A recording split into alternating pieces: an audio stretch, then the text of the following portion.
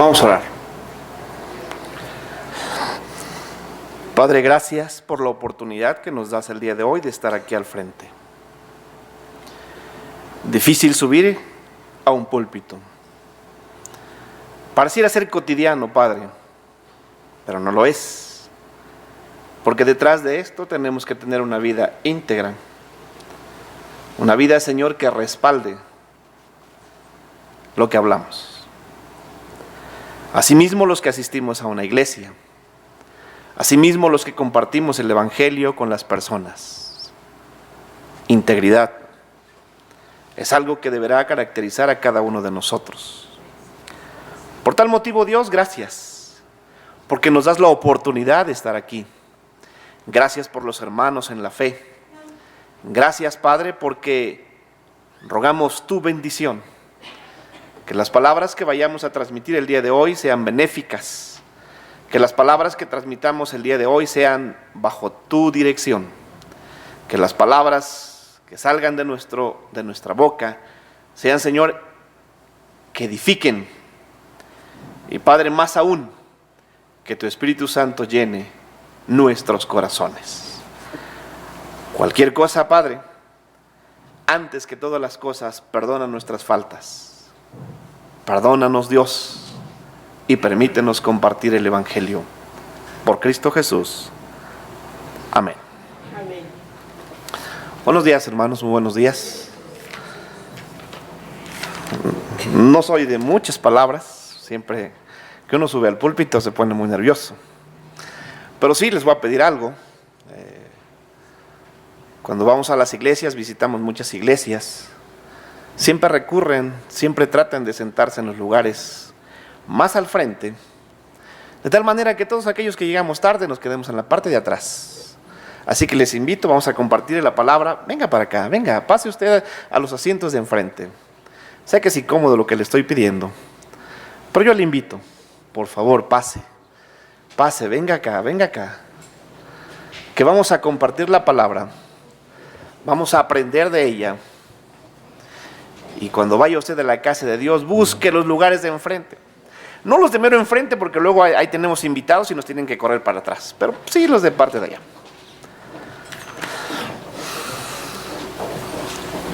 Al final explico quién soy. Pero vamos a darle la importancia a lo que es el día de hoy, que es el señorío de Cristo. Cuando fui invitado a esta parte de predicar, solo les puedo compartir que yo vivo una situación difícil como pastor. Llevo 24 años dentro de la iglesia. Empeñé mi palabra en apoyar a un presidente municipal y ahí estoy ayudándole como asesor. Pero qué difícil es compartir la palabra en lugares como estos. El señorío de Cristo. Las reglas del sermón son sencillas. Yo le voy dando lectura, voy leyendo pasajes. Usted solamente los anota. Toma nota de esos pasajes, llega a casa, lo lee, qué sé yo, lo investiga. Y la segunda regla: pobre de aquel que se duerma. Desde acá arriba se ve todo. Y por lo tanto le voy a decir, a ver, hermana que está en la fila número... Esta parte de la Biblia no lo entiendo. Por consiguiente, ayúdeme, explíquemelo usted. ¿Vale? Bueno, primero, dígale a la persona que está a su lado, sea mamá, sea papá, sea alguien, dígale, bienvenido a la casa de Dios, atentos a la enseñanza. Dale un abrazo si es posible. Ahí le va. Listo. Una mañana venía por ahí un autobús. Y en ese autobús venían dos personas desconocidas. A uno traía traje, uno más traía una camisa, pero traía un cuello clerical. Se voltea a ver uno al otro y le dice, ¿dónde vas, amigo? Desconozco la zona, pero voy a crear una. De Toluca a Naucalpan. ¿Dónde vas? Voy a Xonacatlán. ¿Y a dónde? ¿Y qué es allá? La tierra entre las cebollas o Ciudad Peluche. Ahí hacen muchísimo peluche. Viene por ahí y le dice, ¿a qué te dedicas? Soy pastor. ¿Y tú? Soy sacerdote. Y entonces van caminando a la parte de atrás del autobús, se sientan y empiezan a platicar. De repente el sacerdote agarra y por aquí tiene un pequeño frasquito. Amigo pastor, una copita.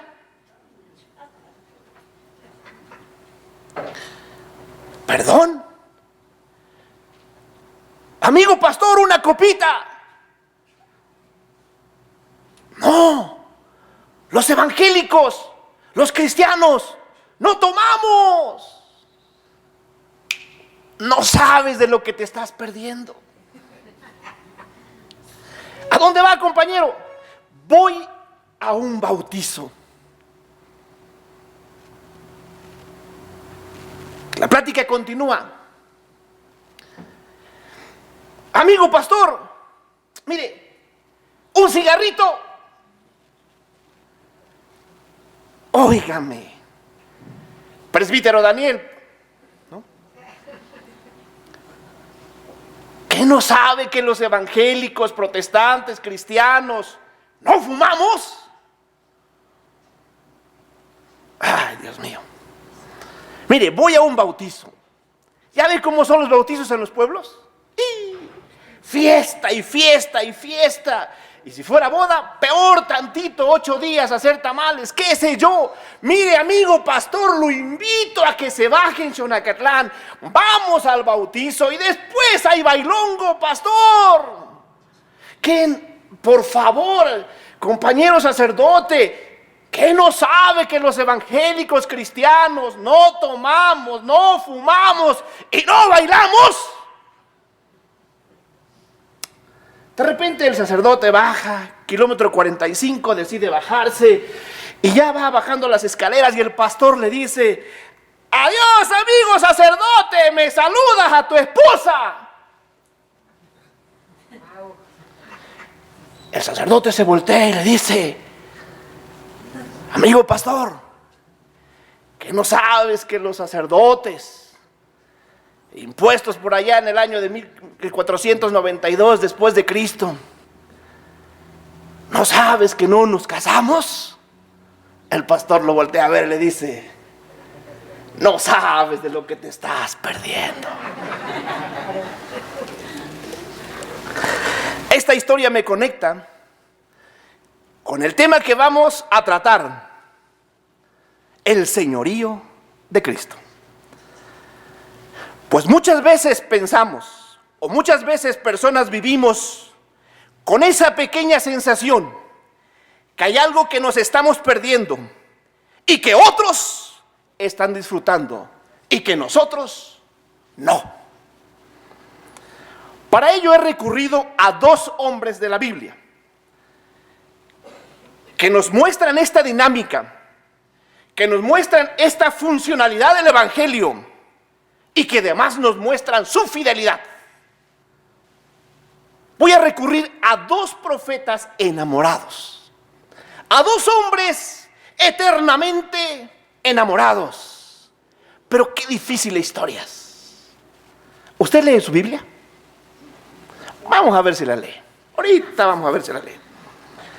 Número 1, vayamos al texto bíblico. Libro de Jeremías. En algunas Biblias no se encuentra ese libro, así que si usted no lo encuentra, no se preocupe. Aquí lo vamos a leer. Libro de Jeremías, capítulo 16.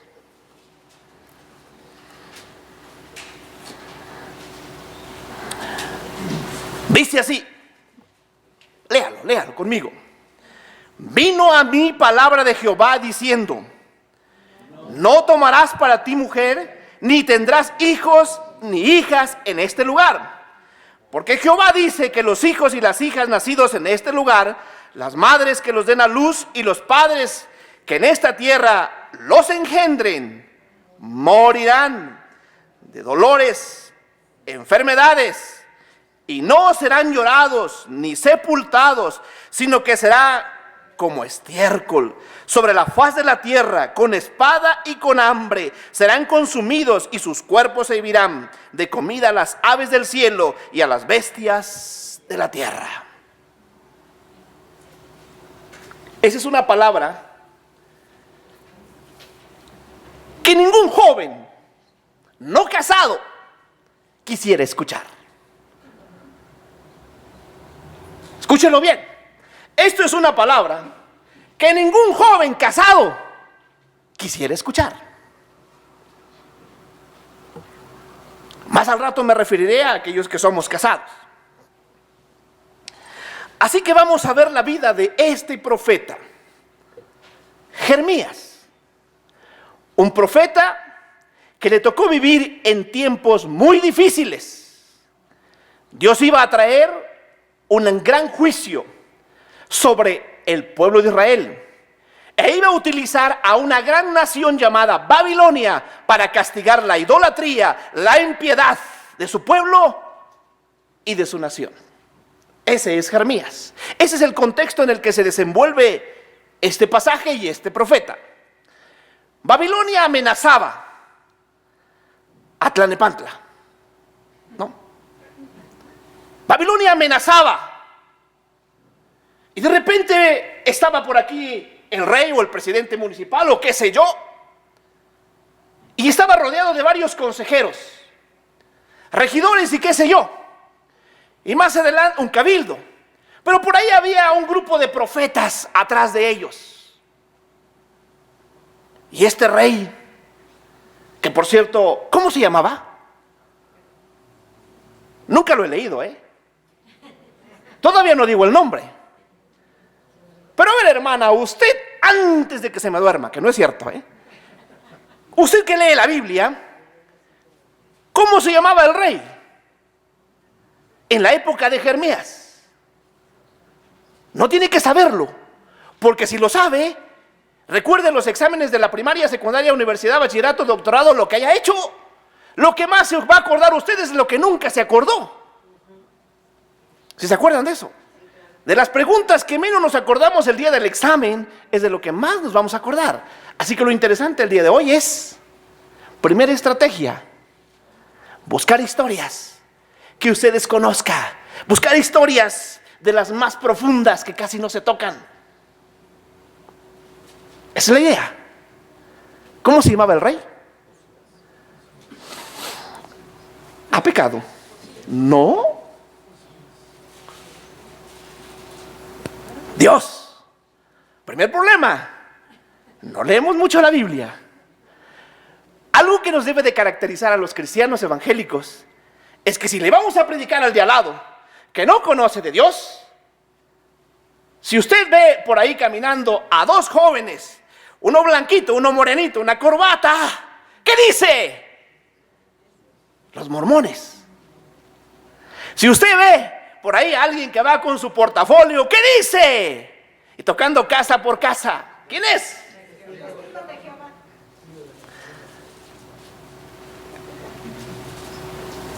¿Y nosotros? ¿Qué nos caracteriza?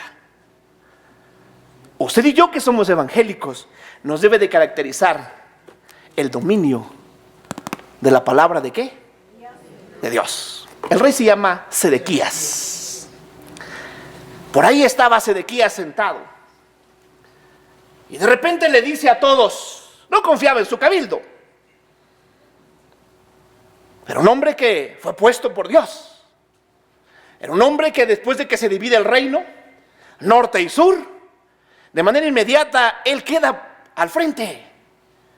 Confiaba en los hombres que buscaban ¿a quién? A Dios. Pero peor aún, él estaba viviendo una desgracia como rey. El pueblo vivía en la idolatría. Él no tenía el valor para enfrentar a la gente y decirle, eso no se hace. Así que consulta a varios profetas y varios profetas se acercan a él y le dicen: oye, fíjate, Sedequías, ¿cómo es posible que vayas a permitir que Nabucodonosor invada nuestra tierra?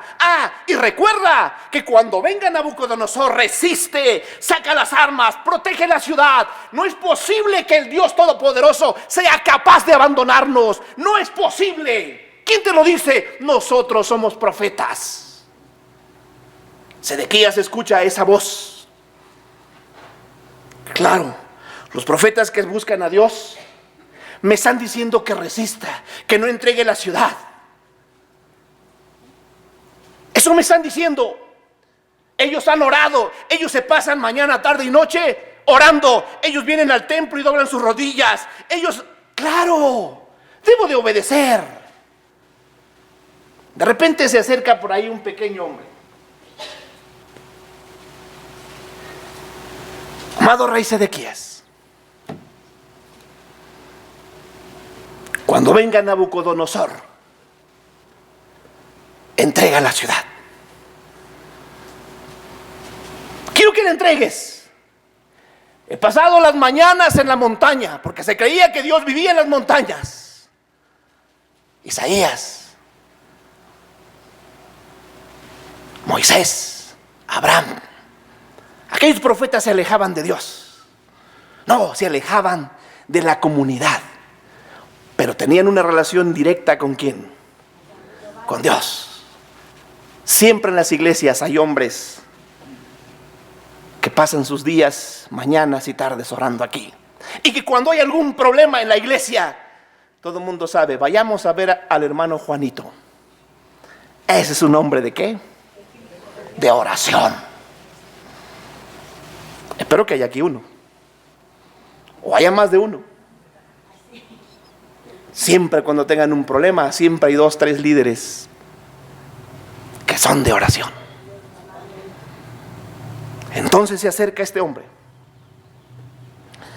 Pero entonces se levanta una voz solitaria, una voz de Jeremías, que le decías al rey Sedequías: no resistas. Cuando Babilonia y sus tropas se acerquen y Nabucodonosor llegue a Jerusalén, ábrele las puertas, entrega la ciudad, porque va a ser la única manera en que te puedes salvar. Salvarás a tu pueblo, tu persona. No te resistas. Ojo. Atrás hay cerca de 12, 15 profetas leyendo el texto, que le están diciendo a Sedequías: resiste, no es capaz, no es posible que el Dios Todopoderoso nos abandone. Él nos va a ayudar. Esto era muy constante en el pueblo de Israel.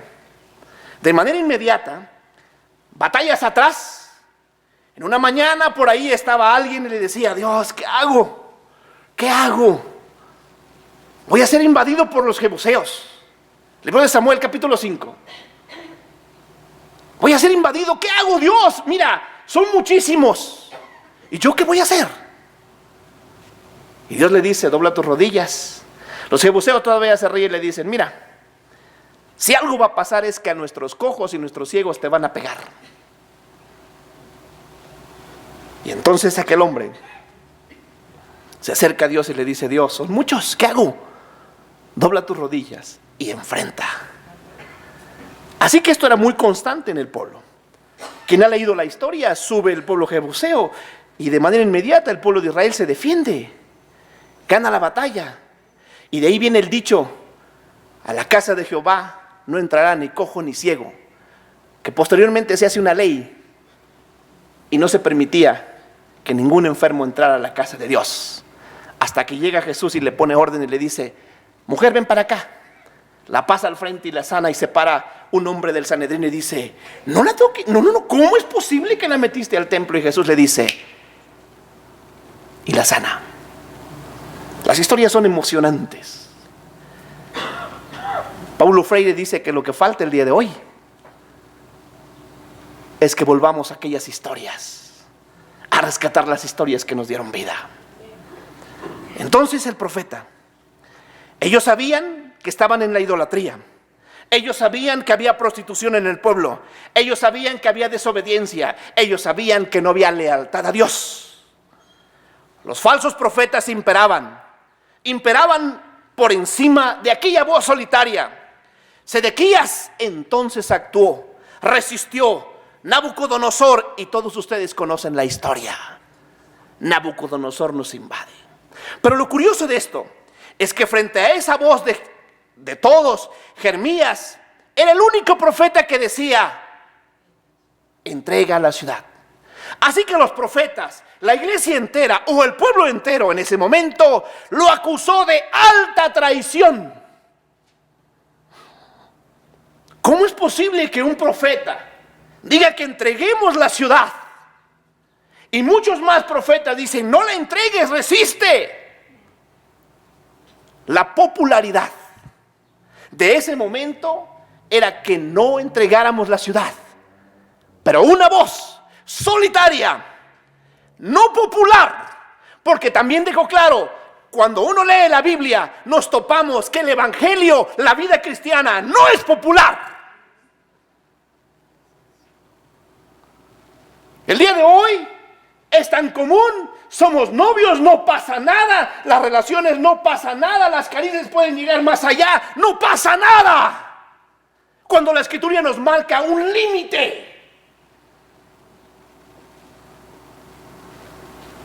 El evangelio y ser cristiano no es ser popular.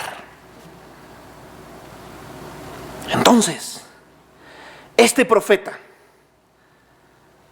vivió tiempos difíciles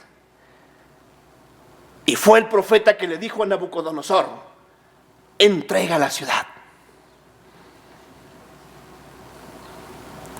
Pero me he de imaginar, ese gran hombre, probablemente no sabemos la edad, pero las edades se van calculando de acuerdo a los momentos. Pero era joven, era un hombre de Dios, era soltero, quería casarse, quería que alguien le calentara la espalda, que alguien lo atendiera, que alguien lo abrazara, que alguien le dijera: oye, bienvenido a casa, eres bienvenido. Después de un largo trabajo, aquella voz susurrante: bienvenido, amado esposo. ¿No es fascinante? Hermanos, ¿están regañados el día de hoy? No, es la verdad.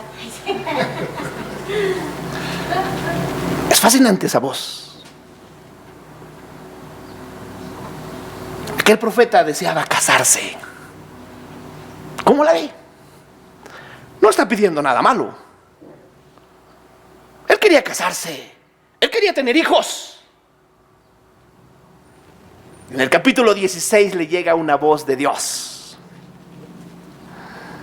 Jeremías había recibido muchas veces palabra de Dios para Jerusalén, para Judá, para la orden sacerdotal, para la clase política, para los líderes.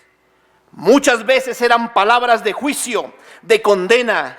Y creo que Jeremías, de tanto predicar juicio, de tanto recibir palabra de Dios para el pueblo, disfrutaba hacerlo. Pero en este momento le dijo: vino a mí palabra de Jehová diciendo, verso número 2, no tomarás mujer para ti. La palabra que ningún soltero quisiera escuchar.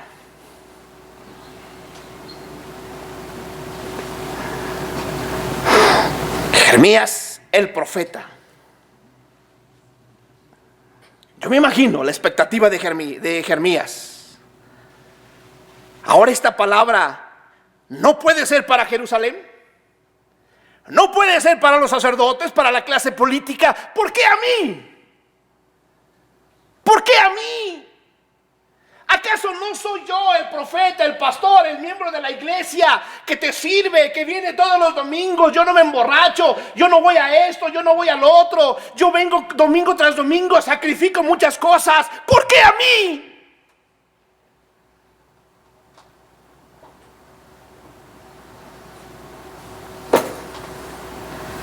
Este profeta enamorado. Claro. Es fácil recibir la palabra de Dios y transmitirla a los líderes. Es fácil recibir la palabra de Dios y transmitirlo al grupo de alabanza. Es fácil recibir la palabra de Dios y transmitirla a la iglesia en general. Pero esa palabra es para mí, para ti.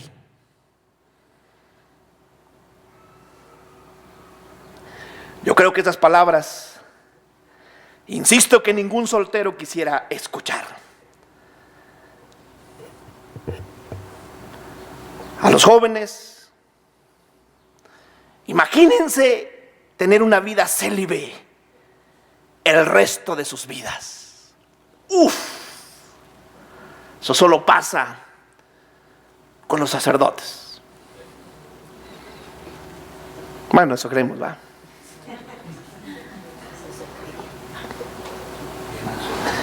Este profeta recibe el mensaje para sí. Si estás soñando en casarte, si estás soñando con tus hijos, si estás soñando con una pequeña casa de teja, con una granjita y unos patos, te equivocas. Si estás soñando tú en Tlalnepantla, en un fraccionamiento, en una casa hermosa, en un auto, y que puedas ver correr a los niños, subir las escaleras en el patio, tener un perro, te equivocas. No va a pasar contigo. Difícil. Yo me imagino que Jeremías le dijo a Dios: ¿por qué eres tan duro conmigo? ¿Por qué muchos jóvenes han servido? ¿Por qué hay otros profetas que han hecho su vida? ¿Por qué Dios? Hay profetas que simplemente se paraban y los reyes temblaban. Hay profetas que de manera inmediata se paraban, daban la voz y jamás eran tocados. Recuerdo que un rey por ahí le dijo: mire este pobre profeta, que por cierto no tenía nombre, quítalo de ahí, mátalo. Dice que apenas levanta la mano y se le secó. No sé si lo han leído. Jamás se atrevan a hablar mal de sus líderes. Oren por ellos, bájenlos, enfréntenlos, díganle: hermano, se trata de esto, creo que estás equivocado. Cuando llegue alguien a tu casa y empiece a hablar mal de alguien más, de tus vecinos o de los hermanos que están aquí en la iglesia, y ¿ya viste la hermana fulanita? Uy, esta hermana, mil disculpas. Venimos a compartir el pan, a compartir esto. No necesito que usted me envenene el alma. Amén, Señor. ¿Y por qué estos chismes corren re bonito? Entonces, la voz de Dios le pregunta a Jeremías: Jeremías, ¿acaso no eres tú el que viene domingo a domingo a la iglesia evangélica misionera del Pacto El Dorado? Jeremías, ¿acaso no eres tú el que se para a tocar las alabanzas y dices que Dios es bueno? ¿Acaso no eres tú el que viene a la casa de Dios y menciona que el evangelio es lo mejor que te ha pasado en tu vida? ¿Acaso no eres tú el que viene domingo tras domingo y dice: Jesús es mi Rey soberano?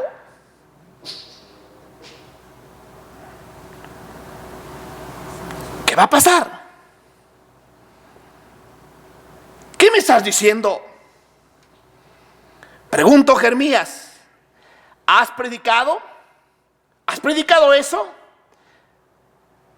¿Le has dicho al pueblo lo que tenga que decir, lo que tenga que saber? Jeremías había puesto su voz antes que esto aconteciera Y había dicho muchas cosas, que Nabucodonosor era tremendo, que el pueblo estaba en idolatría. Y se atrevía a decir, esto es palabra de Dios. Ahora que la palabra viene hacia ti, Jeremías, no eres consecuente con lo que estás predicando. No eres consecuente, Jeremías. Y ahora lo que yo te digo, Jeremías, no lo vives. No es lo mismo predicar, conocer a Dios, venir a la iglesia. Jeremías, tienes que ser consecuente con lo que predicas. No se vale profesar una fe, un atuendo, un cargo, si no eres consecuente con tus hechos. Ese es Jeremías.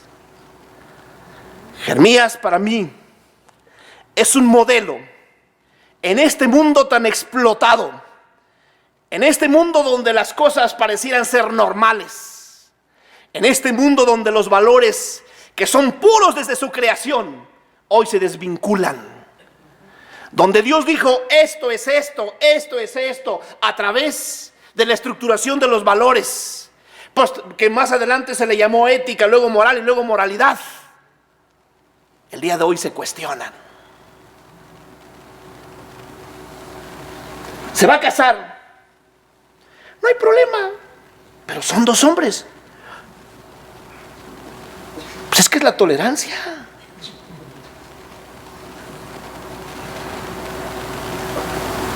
Pues sí, es una nación,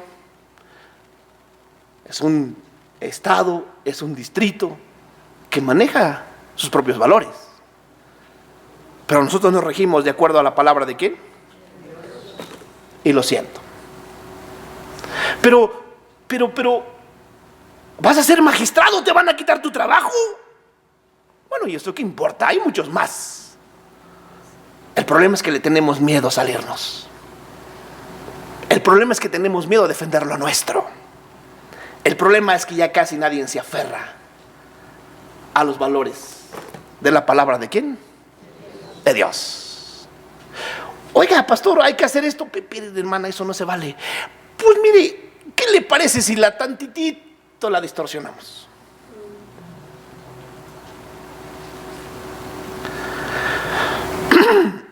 Una sola esposa.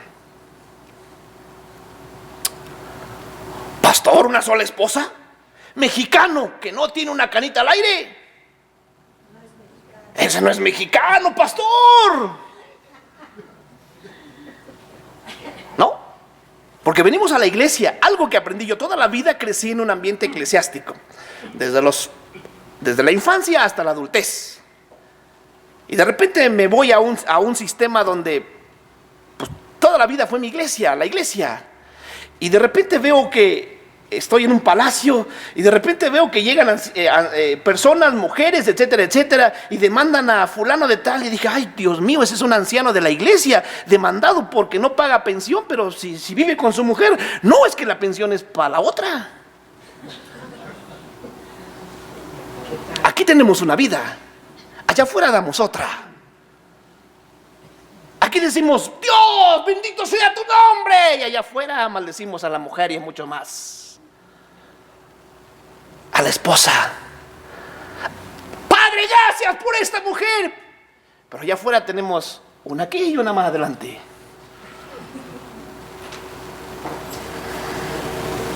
Yo sé que es la última vez que me van a invitar, así que no me preocupa.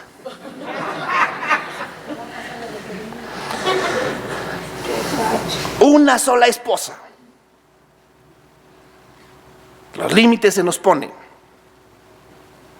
Es importante recordar que tarde o temprano Dios nos pedirá cuenta de nuestros actos. Ezequiel, capítulo 24. Los veo muy enojados. Amén, hermanos. Esto se está poniendo bueno. Ezequiel capítulo 24. Como que hoy no desayunaron. A ver, vamos a hacer Cuando yo diga Ezequiel 24, usted diga amén, ya, eso significa que ya lo encontró. ¿Vale? Y si usted me dice, Ya lo encontré. No, primero alce su Biblia, porque algunos, como ya tenemos las pantallas, ni las Biblias traemos. A ver, ¿quién trajo su Biblia? Álcela, porque eso de que diga que sí, ¿quién sabe? Muy bien. Ezequiel 24. ¡Wow! Si no se encuentra ese pasaje en su Biblia, no se preocupe. Algunos no lo tienen. Capítulo número 15, 24, verso número 15. Dice así, todos, hasta el verso número 19. Todos. 1, 2, 3. Vino a mí. Palabra de Jehová diciendo: Hijo de hombre, he aquí que yo te quito de golpe el deleite de tus ojos. No endeches ni llores ni corras tus lágrimas. Reprime al suspirar, no hagas luto de mortorios. Ata tu turbante sobre ti y pon tus zapatos en tus pies, y no te cubras de reposo, ni comas pan de enlutado. Hablé al pueblo por la mañana, y a la tarde murió mi mujer, y a la mañana hice como fue mandado. Y me dijo el pueblo: ¿no nos enseñarás qué significa para nosotros estas cosas que haces? Hasta ahí. ¡Wow! Puse a leer la escritura y me saqué cada historia. A veces las historias no son Hollywood. Siempre recordamos la historia como Hollywood. Y vivieron felices para siempre. Como el rey David, ¿no? Ay, ese rey David era tan bueno con 7 mujeres. Ay, Dios mío. Uno de sus hijos violó a otra de sus hijas, y como no tuvo los pantalones para decirle nada a la otra, al hijo que mató, No. David fue un fracaso. 150 salmos. ¿Uno qué? Bueno, un 40%, 50% hechos por él. Nunca le dedicó uno a la esposa. Léanlo. No hay ningún salmo dedicado a una esposa de él. Pero sí le dedicó una gran frase a uno de sus mejores amigos, Jonatán. Hay que leerlo. Hay que estructurarla. Hay que leer la escritura. Acabamos de leer una historia fascinante. Un hombre que se paraba todas las mañanas y decía: Dios, esto es. Así dice Dios. Pero cuando le tocó a él: ay, Dios, ¿cómo es posible que me digas que no me cases, que no tenga yo familia y que te sirva? ¿Por qué a mí? Jeremías, en la misma época, solo que él ya está en la deportación. Ya vive allá con ellos. El reino unido se divide. 2 tribus. 2 tribus. Ay, Dios mío. 2 tribus, 10. Roboán.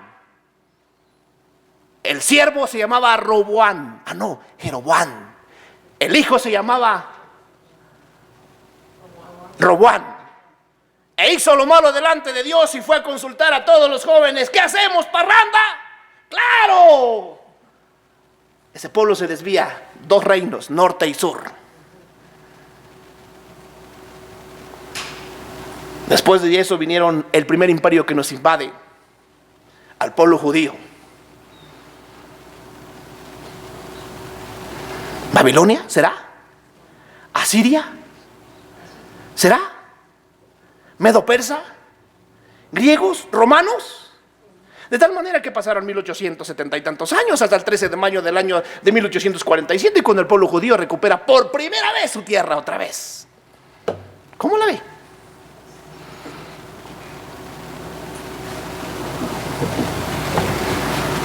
Ezequiel. En la misma época, antes de que se fuese destruido el templo, Ezequiel era el hombre que se paraba todas las mañanas y le decía a la iglesia: hermanos en la fe, miren, nuestras bancas están vaciando. Hermanos en la fe, tenemos que trabajar, tenemos que echarle ganas, tenemos que visitar, tenemos que hacer los desayunos, tenemos que proponernos a partir de hoy ir a visitar a muchas familias que ya no vienen. Tenemos que hacer esto, tenemos que hacer el otro, tenemos que buscar grupos de tal manera que podamos reunirnos en células, tenemos que reestructurar esta iglesia, se nos está cayendo. Ese es Ezequiel. No se preocupen, somos esclavos, pero no pasa nada, Dios no nos va a dejar. Ese es Ezequiel. Era bien animoso. Dios ha permitido esta desgracia, Dios ha permitido que nos pasara, pero sirve para algo. Ezequiel nos recuerda la palabra más dura que un hombre casado o una mujer casada pudiera recibir y escuchar. Vino a mí palabra de Jehová diciendo: te voy a quitar el deleite de tus ojos. ¡Wow! Es una frase tremenda, emocionante. A una dama, la forma en que Dios se dirige a esa dama: el deleite de tus ojos.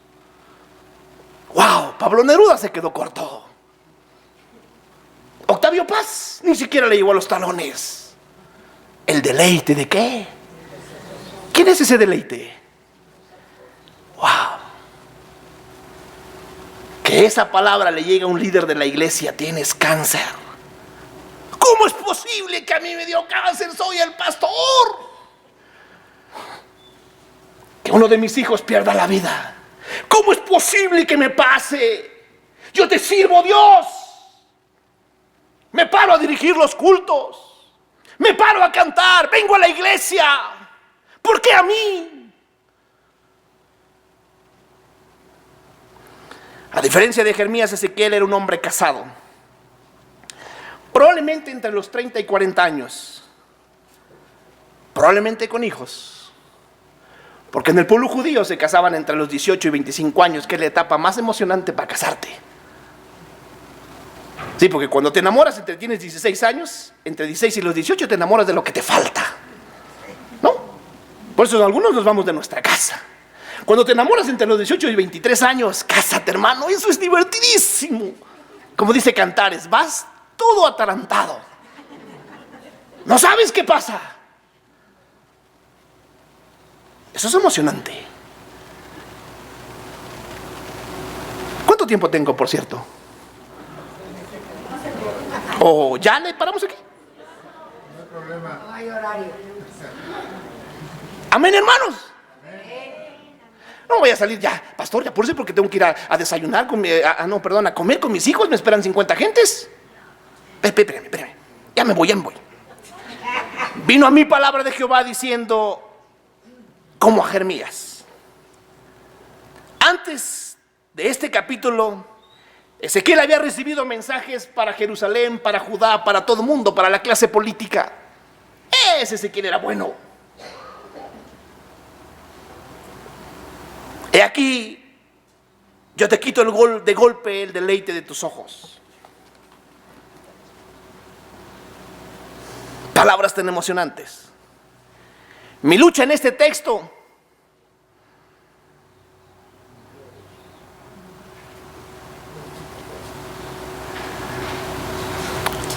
siempre nos encanta un Dios que nos da, pero jamás nos gusta un Dios que nos quita. Insisto, mi lucha en ese texto es que Dios no puede hacer algo así. Llevarse de golpe a la mujer que tanto amas.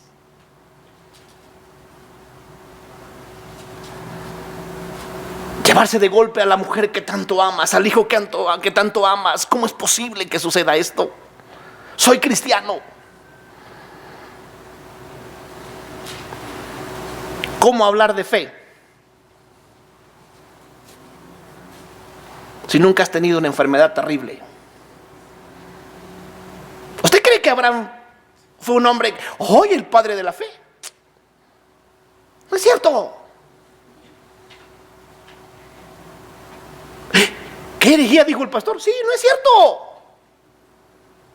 Abraham, ve y toma la tierra prometida. Haz esto, haz el otro. Ay, ¿cómo crees? ¿Hay hambre? yo mejor me voy para Egipto. Le falla. Abraham hace esto. No, ¿cómo crees? No. Abraham se fue forjando al grado tal que se le consideró el padre de la fe. Pero se forjó. No nada más llegó, ay, tanta fe, no es cierto. Nos vamos forjando. El carácter de una persona se forja en las desgracias.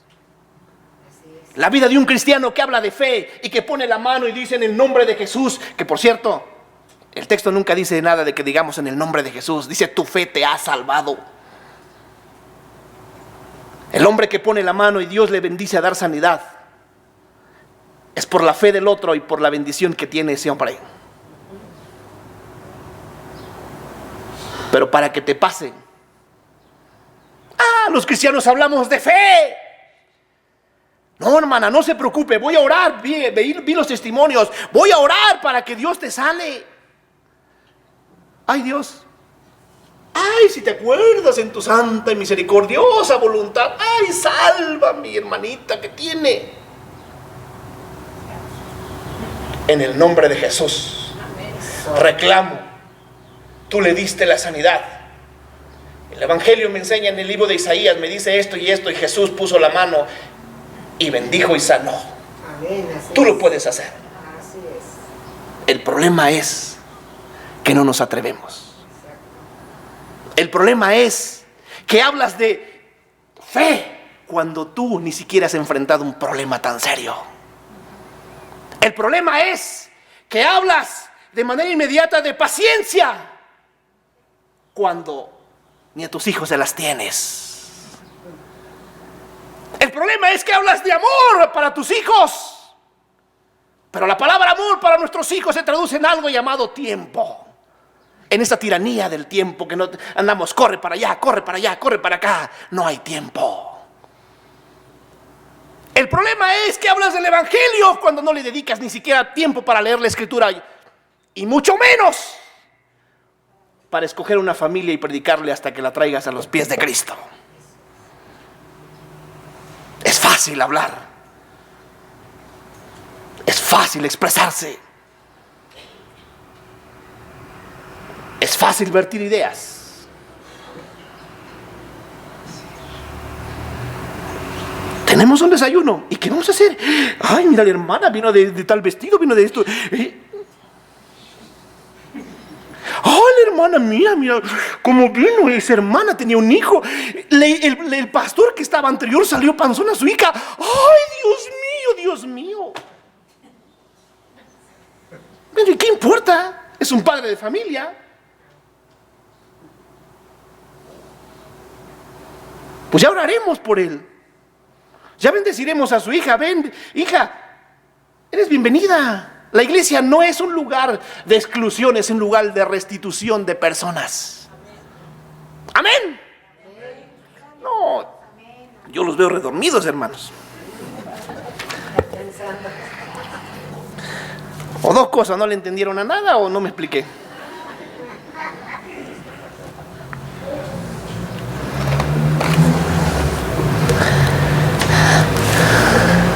Probablemente recuerden ustedes al hermano Marcelino Ortiz. Probablemente recuerden al hermano Juan Emisáis. Hablando de fe, claro. El Ajusco, 2 de febrero, nos dieron una gartiza.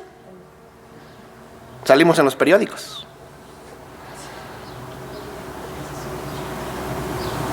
Prestamos un terreno, llegaron a hacer su retiro espiritual.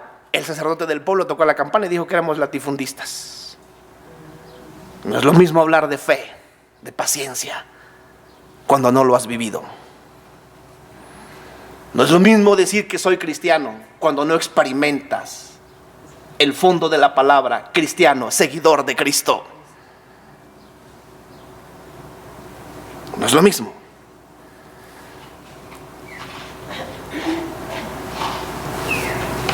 No es lo mismo exponer el señorío de Cristo, hablar de Cristo, del señorío de Cristo cuando no lo vives. Y esto me lleva a pensar mucho de lo que hemos caído en nuestras iglesias.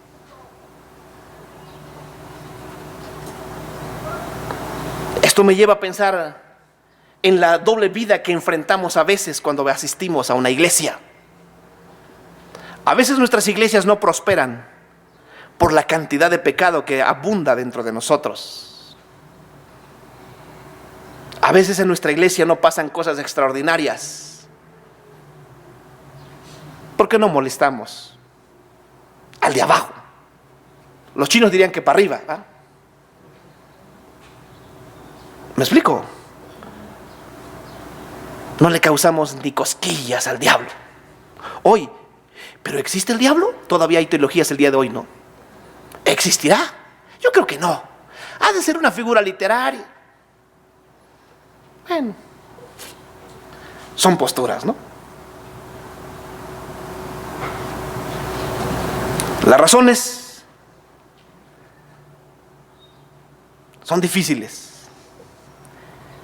Jeremías y Ezequiel nos recuerda estas tremendas verdades que muchas veces el señorío de Cristo es algo así. Obedecer a Dios es casi imposible. Cuando la cultura del día de hoy es invadida por antivalores, cuando los pocos que tienen valores son una especie en extinción, cuando un padre le dice, hijo, pasa esto, esto y el otro y no lo vas a hacer porque así dice la Escritura, ay papá, qué anticuado eres. Cuando un ministro le dice hay que reunirnos para orar, para provocar pánico, para que Dios bendiga a nuestra comunidad, porque a través de la oración se pueden muchísimas cosas. Las casas de Dios, dice la Escritura, no fueron llamadas casas de alabanza, sino casas de oración. Ya no hay tiempo. Espéreme, déjeme primero salir de la empresa, si tengo tiempo paso.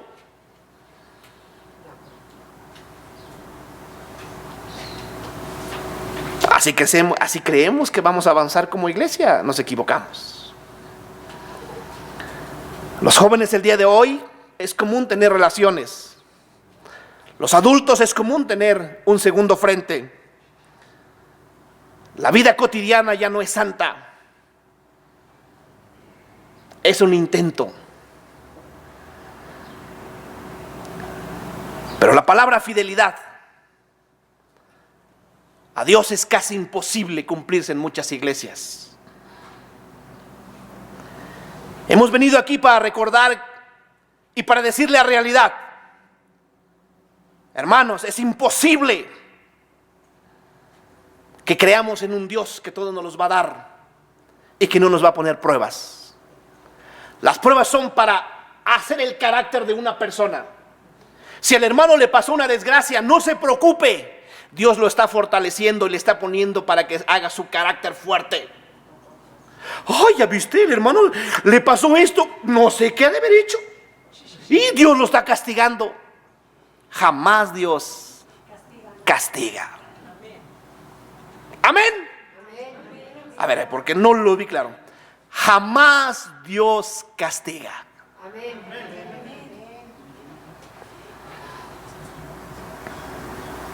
Y esto me lleva a pensar lo que el día de hoy pasa en las iglesias. Pocos jóvenes. Mientras los adultos continuamos en nuestra fe, los jóvenes estamos desaparecidos. Somos una especie en extinción. Mientras hay normas para entrar a una iglesia, para conocer de Dios y normas para tener una moralidad de vida, ya nadie la quiere. El señorío de Cristo es exactamente eso. La capacidad que tenemos de reconocer que Dios es nuestro Señor, pero también la capacidad que tenemos de aprender de su palabra y de guiarnos a través de ella y de las acciones que mucha gente vivió. El día de hoy los adultos también Ya no tenemos aquella pasión. Me he de imaginar a Jeremías, un hombre quizás de 20, 25 años, enamorado, recordando aquella pasión. Me enamoré. ¿Se acuerdan cuando se enamoraron? ¡Y! Las distancias eran 10 centímetros cuando eran 20 kilómetros.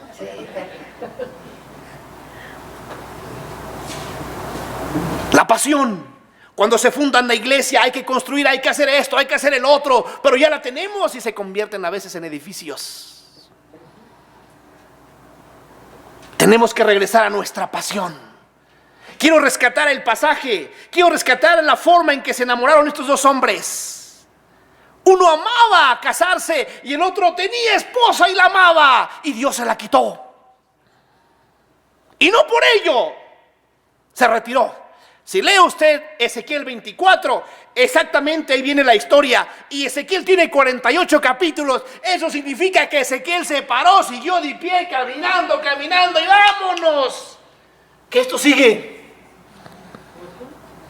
Así es la vida de los creyentes. Parte uno, no importa. Parte el otro, ya se fue el hermano. Hay que traer más. Necesitamos que la gente conozca de Dios. Necesitamos hacer esto, necesitamos hacer lo otro. Necesitamos que regresen nuestros jóvenes. Necesitamos de manera inmediata tener una vida cotidiana, no una doble vida.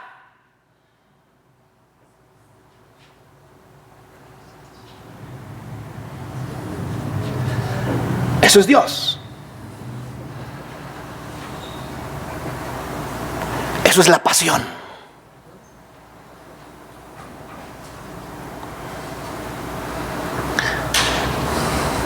El 6 de mayo estaba yo predicando, salí, agarré camino a casa y que me secuestran.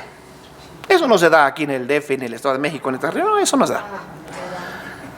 Estaba yo de pastor en la iglesia Filadelfia, en la Romero Rubio, la Ratero Rubio, que era, creo que se llamaba esa colonia, la Rufián Carmona y la Moctezuma, ¿no?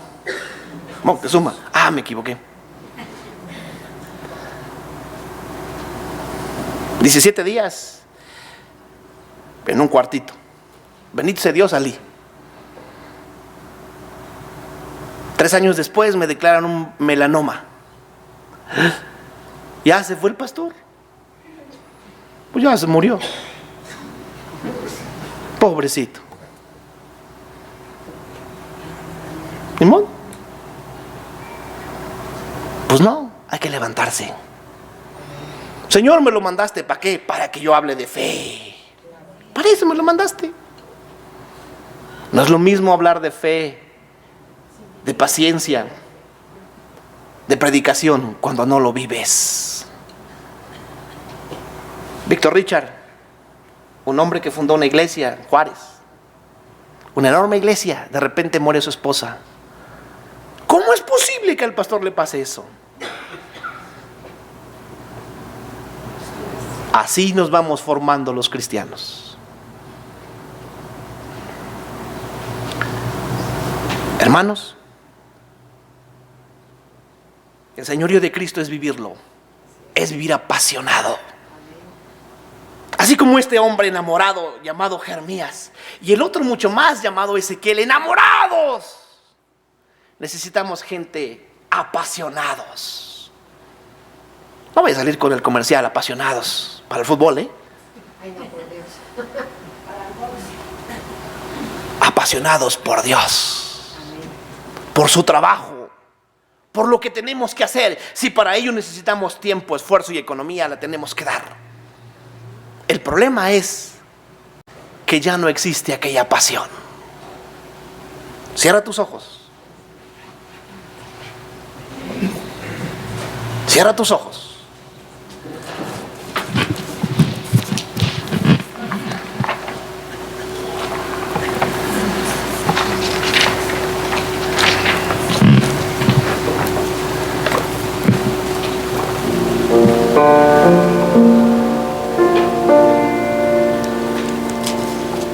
Las razones no tienen poder para vencer las pasiones.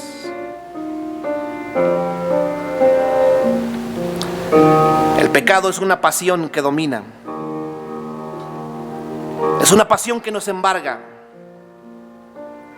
Necesitamos mucho más que buenas razones.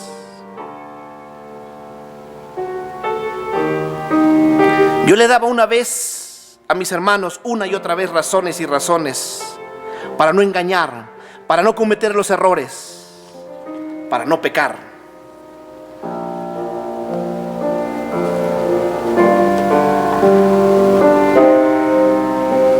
Para derrotar una pasión se necesita una contrapasión más poderosa, y esa pasión se llama Jesucristo.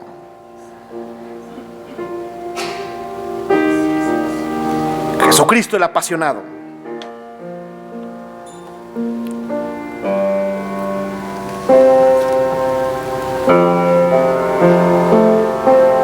Dios, gracias por los hermanos que me permitiste el día de hoy visitar. Si no me permites verlos, en el nombre de Jesús, Padre, les bendigo. Mi única enseñanza el día de hoy es que vivir y ser cristiano y tener el señorío de Cristo es difícil. No es una carga para nosotros, es un gusto y un placer, pero no entenderla es difícil. Quisiera mostrar con esas 12 historias la pasión que ellos tuvieron por predicar el evangelio, a pesar de que Dios les dio una prueba tan difícil en sus vidas. Ambos continuaron predicando a Cristo, continuaron predicando al Dios Todopoderoso. Se levantaron, continuaron de tal manera que años después, 80 años después, el pueblo de Israel regresa y reconstruye su nación. Dios, en esta iglesia necesitamos gente apasionada, gente que busque a Cristo, que los valores sean como tal valores definidos y no antivalores o una secuencia de ellos. Para eso, Padre, le ruego a los líderes de esta iglesia que se pongan de pie, que pasen aquí al frente, Dios, y que todos los hermanos que desean renovar sus votos y decir: Padre, te he fallado, yo como hombre he sido infiel, quizás no lo voy a comentar, Padre, pero he cometido los errores, no he hecho lo bueno delante de usted. Los líderes de esta iglesia oraremos por el pueblo en general. Dios, gracias por estos líderes. Primero, Padre, le pido perdón a usted si he hablado mal de ellos. Y ahora le pido a la iglesia que desea ser apasionada, que desea convertirse, que desea trabajar por la obra. El proyecto que el día de hoy les voy a poner es tan fácil. Piensa en una familia que ya se alejó de la iglesia. Piensa en una familia que desafortunadamente X o Y algo le pasó y se alejó, y no fuimos hombres y mujeres para restaurar su vida. Haga ese proyecto misionero. Viva a Dios con pasión. De manera inmediata pase usted, doble sus rodillas y los líderes orarán por usted. Cuando usted pase, todos tenemos nuestros ojos cerrados, nadie verá. Usted tiene el compromiso nada más de acercar a una familia que se ha alejado. El buscarla significará que usted hablará de Dios, y al hablar de Dios significa que usted reestructurará su vida. Que si le ha fallado, no importa, es tiempo de rescatar. Ezequiel y Jeremías cuestionaron lo que le había pasado, pero obedecieron. Así ruego pues a la iglesia en general, a todos aquellos que conozcan a una familia que se ha retirado de este lugar y que desean restaurar su vida a ellos y al mismo tiempo restaurar la vida de una de las familias alejada, que se ponga de pie y que tenga el valor de pasar, y los líderes orarán por él. Necesitamos gente valiente, gente que tenga el tiempo, que luche, que no ponga el pretexto ni la tiranía de los tiempos. Vamos, yo te invito. O solamente ponte de pie y los líderes nos acercaremos a orar por usted. Necesitamos gente que tenga esa pasión. No importa, yo ya soy demasiado grande para hacerlo, por favor. Moisés, ese fue el pretexto que le puso. Y Dios lo bendijo e hizo grandes cosas y maravillosas. Padre, gracias por esta iglesia. Insistimos, Dios, en el nombre de Jesús, que las iglesias prosperarán de acuerdo al trabajo y al empeño que pongamos.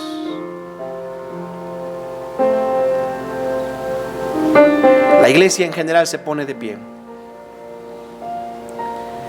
y los líderes oraremos por ellos. Cada líder tomará una sección. Ustedes conocen más su iglesia y orarán por ellos, para que el proyecto de la oveja perdida, el proyecto de rescatar, de reestructurar y de traer a una familia a los pies de Cristo sea visible.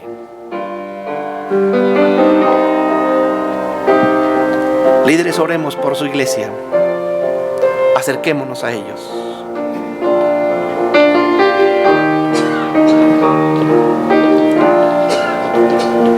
La única manera de vivir en victoria, de fidelidad, es vivir apasionados por Dios. Vivir tu fe no apasionado, cualquier mujer vulnerable te la arrebatará. Vivir tu fe no apasionado, cualquier pecado te hará caer. Vive tu fe cerca de Jesucristo y verás la tremenda fuerza del Espíritu de Dios que te cuidará. ¿Quieres saber de este lugar, joven? ¿Quieres saber de lo que es Dios? Lo que son sus reglas. Es saber manejar tus actos, tu sexualidad, tu integridad. No permitas que te engañen. Vivir apasionado es vivir exactamente de esa manera. Vivir el Evangelio domingo tras domingo y en los días cotidianos. Vivirlos, Padre, como si fuera el día del Señor. Gracias, Padre, por esta iglesia. Gracias por los hermanos que nos hemos propuesto el próximo domingo traer invitados, independientemente de quién predique. Lo traeré, dedicaré tiempo, tomaré el teléfono, el correo, iré a visitarlo, tocaré su puerta. Y la pasión por Cristo, la pasión por el señorío de Dios me guiará. Traeré a esa familia y Dios bendecirá esta casa. Gracias, Dios, por este momento. Gracias, Padre, en el nombre de Jesús. Bendito sea tu nombre. A ti la honra y la gloria. Por Cristo Jesús. Amén.